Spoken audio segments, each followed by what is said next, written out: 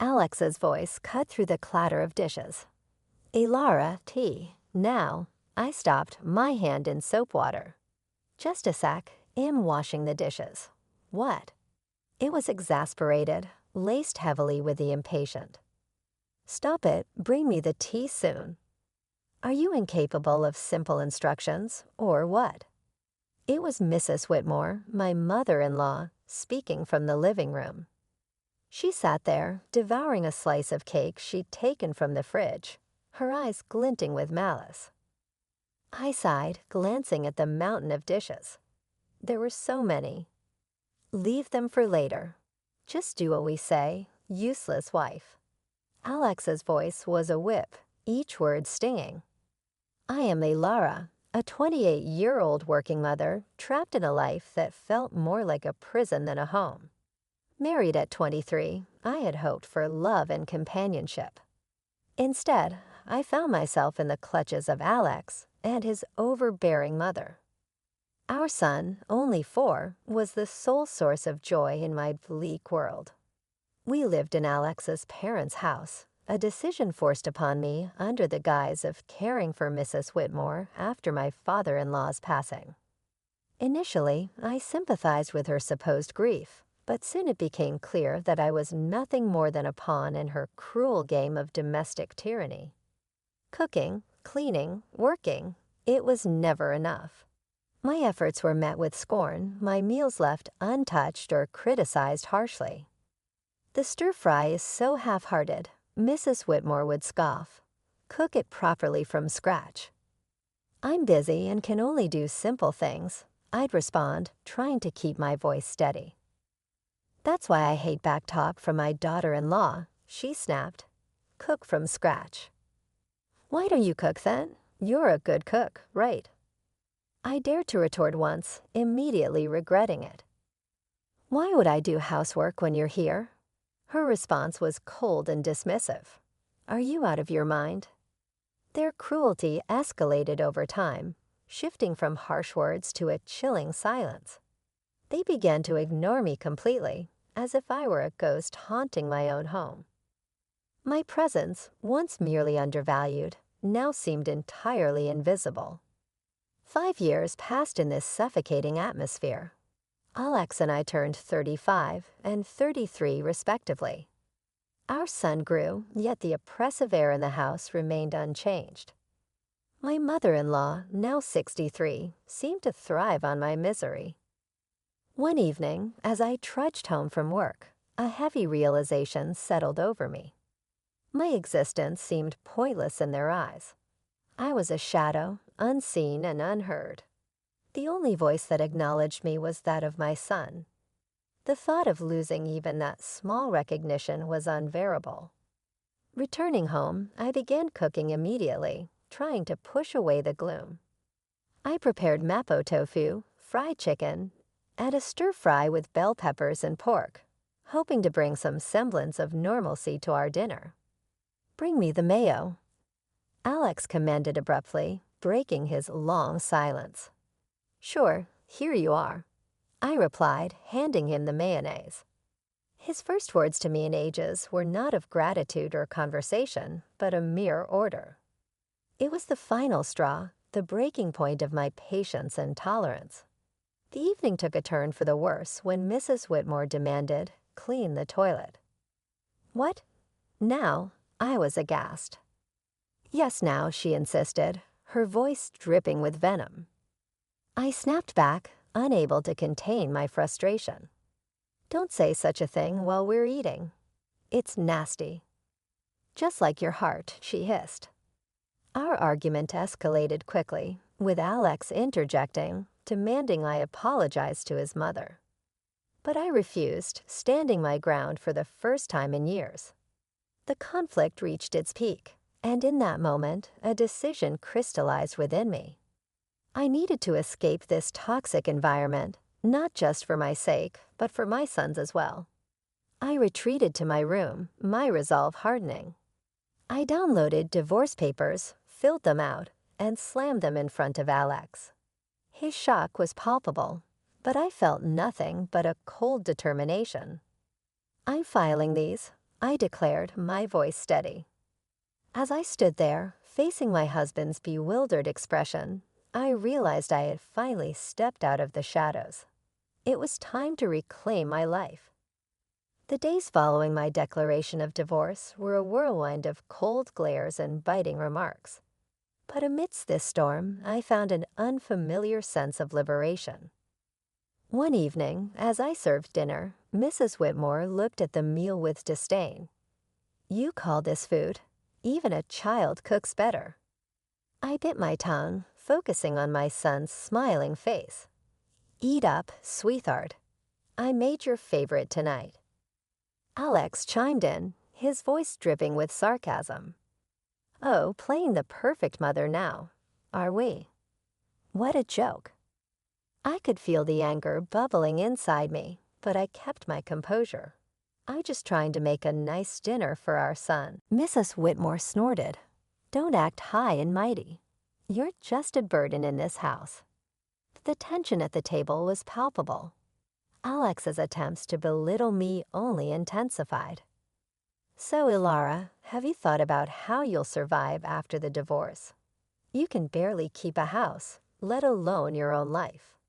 I looked him straight in the eye. "I have been supporting this family for years. I'm not worried about taking care of myself and our son."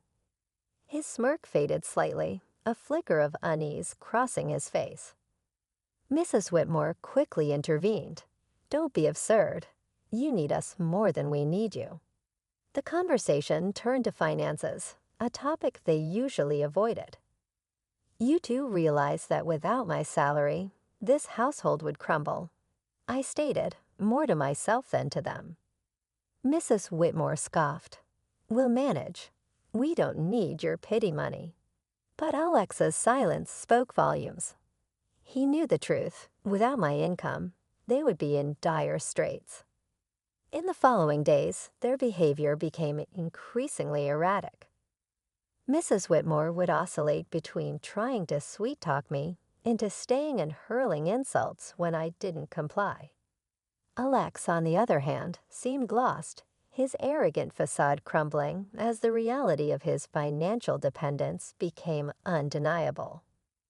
One afternoon, I overheard a conversation between them that chilled me to the bone. "She can't leave us like this," Alex hissed. "We need her money." Mrs. Whitmore's reply was cold and calculated. "Don't worry. I have a plan. We'll make her life so miserable she won't dare to leave." Hearing their true intentions laid bare was a revelation. They didn't care about me or even our son. It was all about control and money. That night, as I lay in bed, a plan began to form in my mind. If they wanted a battle, I would give them one. But it wouldn't be fought with words or petty arguments. I would hit them where it hurt the most, their pride and their pockets. The next morning, I started putting my plan into action. I contacted a lawyer, a sharp, no-nonsense woman who came highly recommended. "I want a divorce, and I want to make sure they don't get a penny more than they deserve," I told her. She nodded, her eyes glinting with determination. "We'll make sure of that. You've been the sole breadwinner, right? We'll use that." As the days passed, my resolve only grew stronger.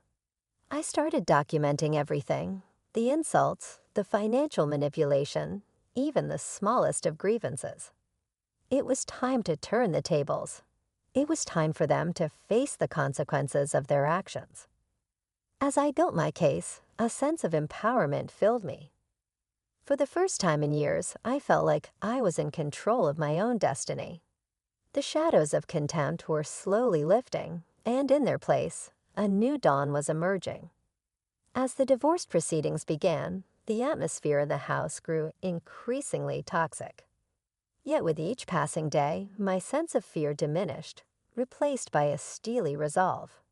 One evening, Mrs. Whitmore tried a different tactic. "Ilara, dear, why don't we forget all this nasty business? You know we're family." Her words dripped with insincerity. I met her gaze unwavering. "Family doesn't treat each other the way you've treated me." Alex, who had been quietly observing, scoffed. Oh, playing the victim now. You're not as innocent as you pretend to be. I felt a surge of anger, but kept my voice calm. I'm not playing anything, Alex. I'm just no longer willing to be your scapegoat.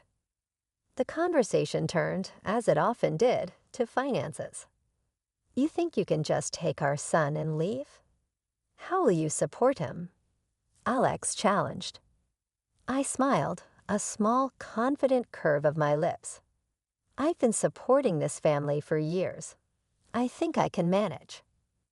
Mrs. Whitmore's expression twisted into a sneer. You're nothing without us. You'll come crawling back. But their words no longer held power over me. I knew my worth, and I knew the truth. The next day, I met with my lawyer again. She laid out the strategy clearly. We'll expose their financial dependency on you. It will play a crucial role in the custody battle and the division of assets. I nodded, feeling a sense of vindication. The law was on my side, and I was ready to fight back. At home, the tension reached a boiling point. Mrs. Whitmore's attempts to undermine me became more desperate. You think you're so smart, she spat one evening. But you're just a cold-hearted woman abandoning your family. I looked her straight in the eyes. No, I'm a woman who's finally standing up for herself. Alex jumped in, his voice laced with venom. You'll regret this. You can't survive without me. But his threats fell on deaf ears. I was done being intimidated. As the days went by, my preparations for the court battle intensified. I gathered financial statements, recorded their abusive remarks, and collected evidence of their negligence. One afternoon, as I was organizing my documents, my son came to me. Mom, are we going to be okay? His voice was small and uncertain. I pulled him into a hug, feeling a surge of protectiveness. Yes, sweetheart, we're going to be just fine. We're leaving this place and starting a new, happy life, just you and me. His arms tightened around me, and in that moment, I knew I was making the right decision.